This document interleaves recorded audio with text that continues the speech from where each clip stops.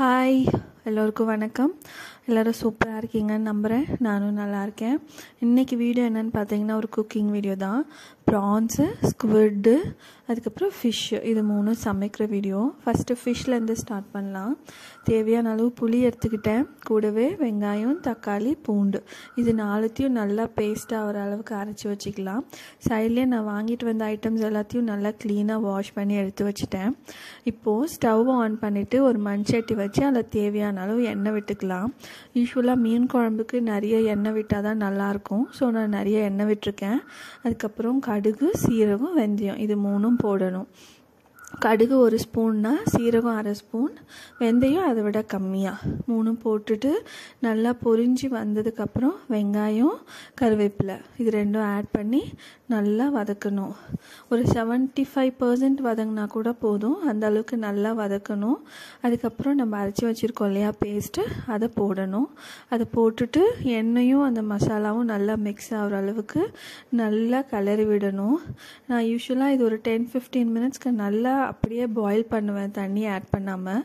ரொம்ப நல்லாயிருக்கும். மஞ்சள் பொடி ஆட் பண்ணிவிட்டு இப்போ நல்லா கிளறி விட்டுட்டு நான் மூடி போட்டு விட்டு பாயில் பண்ண போகிறேன். இது எனக்கு என் அம்மா சொல்லி கொடுத்தது. ரொம்ப நல்லாயிருக்கும். பாருங்கள், நல்லா சுண்டி வந்துடுச்சு. உங்களுக்கு பார்க்கும் போதே தெரியும், ஸ்மெல்லையும் நல்ல டிஃப்ரென்ஸ் தெரியும். இப்போ நீங்கள் தேவையான அளவு தண்ணி ஆட் பண்ணி ஒரு 10 மினிட்ஸ் கொதிக்க விடுங்க. அதுக்கப்புறம் பார்த்தீங்கன்னா உங்களுக்கே தெரியும் ஃபிஷ் ஆட் பண்ணுற ஸ்டேஜ் வந்துடுச்சுன்ட்டு. நான் வஞ்சிரம் மீனோட தலை எடுத்திருக்கேன். என் பையனுக்கு அது ரொம்ப பிடிக்கும். ஸோ ஒரு பீஸா நான் ஆட் பண்ணிட்டேன். ஆட் பண்ணி மூடி போட்டு ஒரு 15 to 20 மினிட்ஸ் பாயில் பண்ண போகிறேன். சைட்லேயே நான் ப்ரான்ஸ்க்கு தேவையான மசாலாவும் ரெடி பண்ணிட்டேன். என்னென்ன போட்டிருக்கேன்னா பட்டை, லவங்கம், மிளகு, சீரகம், கொஞ்சமாக சோம்பு, அதுக்கப்புறம் இஞ்சி, பூண்டு, சின்ன வெங்காயம், கருவேப்பிலை, கொஞ்சம் தேங்காய், ஒரு தக்காளி, இதெல்லாம் போட்டு நல்லா வதக்கி சூடு உடனே நல்ல பேஸ்ட்டாக அரைச்சி வச்சுக்கணும். அதுக்கப்புறம் சைடில் ஒரு மண்சட்டி வச்சு எண்ணெய் விட்டு அதில் வெங்காயம், கருவேப்பிலை போட்டு நல்லா வதக்கணும். அதுவும் அப்படி தான், ஒரு 75% வதங்கினா கூட போதும். அந்த அளவுக்கு வதக்கிட்டு அப்புறம் கழுவி வச்சுருக்கிற ப்ரான்ஸ் ஆட் பண்ணணும்.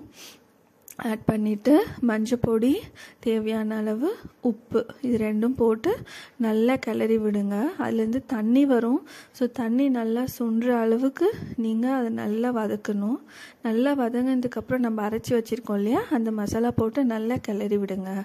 நான் மிளகாத்தூள் போட்டேன். அதுக்கப்புறம் அது என் அம்மா அரைச்சி கொடுத்தது. ரொம்ப நல்லாயிருக்கும். மிளகாத்தூள் போட்டு நல்லா மிக்ஸ் பண்ணி கொதிக்க விட்டு பார்த்திங்கன்னா சூப்பராக ரெடி ஆகிடும் ப்ரான் மசாலா. சைட்லேயே நான் ஸ்குவிட்டுக்கும் ரெடி பண்ணிட்டேன். ஸ்குவிட் ரொம்ப சிம்பிள் தான், நான் ரெக்கார்ட் பண்ணல. வெங்காயம், தக்காளி, இஞ்சி பூண்டு பேஸ்ட்டு, கரம் மசாலா, மிளகாத்தூள், மஞ்சத்தூள், உப்பு, இதெல்லாம் போட்டு நல்லா வதக்கிட்டு அதுக்கப்புறம் ஸ்குவிட் போட்டு கொஞ்சம் தண்ணி விட்டு வேக வச்சிங்கன்னா ஸ்குவிட் ரெடி ஆகிடும். எல்லாம் சூப்பராக ரெடி ஆகிடுச்சு. இது பாருங்கள், ப்ரான் மசாலா. அடுத்து ஸ்குவிட், பார்க்கவே நல்லா இருக்குல்ல. இது பார்த்தீங்கன்னா ஃபிஷ் கறி. ஆக்சுவலாக நான் இன்றைக்கி களி செய்யலான்னு பிளான் பண்ணேன். பட் இதுக்கே ரொம்ப லேட் ஆயிடுச்சு. ஸோ ஒயிட் ரைஸ் வச்சு சிம்பிளாக முடிச்சிட்டேன் நான்.